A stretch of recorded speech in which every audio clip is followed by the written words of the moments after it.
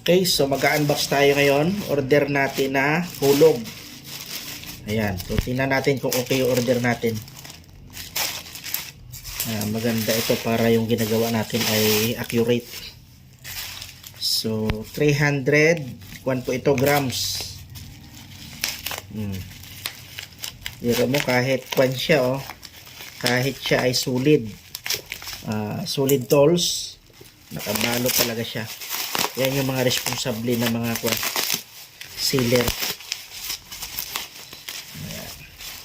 Ang daming bubble wrap na ginamit. Malaki pala 300 grams. Gandang klase tingnan natin ha. Gandang klase. Ayan may kulay pa siya. Talaga. Ito po siya may kulay pa. Hindi siya basta-basta kalawangin kasi may kulay pa siya. Mayroon pa siyang ano to? Saan kaya? Para saan kaya to? Itong goma na to. Ayan may goma pa siya. Tapos dito nalagay yung string niya.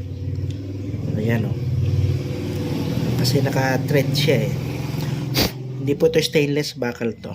Ayan. Nakuha lang po natin yan sa halagang nasa 100. Kuwan lang ata ito, 110. Murang-mura lang. Ayos, panalo. Ganda. Gustuhan ko po. The best. Very good. Wala po ito. Sa Shopee lang natin na order ito. Dami po nito sa Shopee. Pili lang po kayo doon. Ayos.